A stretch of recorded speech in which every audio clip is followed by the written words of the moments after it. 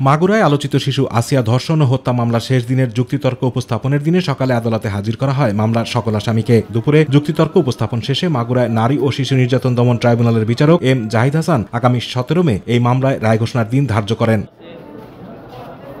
মাগুরা শহরের নিজ নান্দোয়ালি গ্রামে বোনের শ্বশুরবাড়িতে বেড়াতে গিয়ে 6 মার্চ ধর্ষণের শিকার হয় শিশু আসিয়া। 13 মার্চ ঢাকার সম্মিলিত সামরিক হাসপাতালে চিকিৎসাধীন অবস্থায় মারা যায় ধর্ষণের শিকার 8 বছরের শিশুটি। পরে শিশুটির মা বাদী হয়ে মাগুরা থানায় মামলা করেন। গত 13 এপ্রিল হিটু শেখকে প্রধান অভিযুক্ত করে 4 জনের বিরুদ্ধে আদালতে চার্জশিট দেয় পুলিশ। সাক্ষ্য গ্রহণ শুরু হয় 27 এপ্রিল। 11 কার্যদিবসে আজ শেষ হয় বিচারিক কার্যক্রম। ধর্ষণ এবং হত্যা মামলায় আজকে যুক্তিতর্ক সমাপ্ত হলো।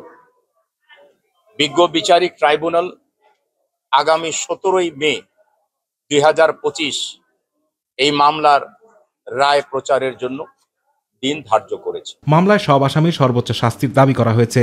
এই বিজ্ঞ আদালতে উপস্থাপিত এবং দাখিলকৃত সাক্ষ্যাদি পর্যালোচনায় দেখা যায় এভিডেন্স অ্যাক্টের সেকশন 3 অনুযায়ী এই মামলার প্রসিকিউশন তার আনিত অভিযোগ প্রমাণ করতে সক্ষম হয়েছে। এই মামলায় আসিয়ার বোনের শ্বশুর হিটু শেখের বিরুদ্ধে ধর্ষণ ও হত্যা, বোন জামাই সজীব শেখ ও তার ভাই রাতুল শেখের বিরুদ্ধে ভয়ভীতি প্রদর্শন ও বোনের শাশুড়ির বিরুদ্ধে তথ্য গোপন করার অভিযোগ আনা হয়েছে। আতিকুর রহমান তিতাস, মাই টিভি।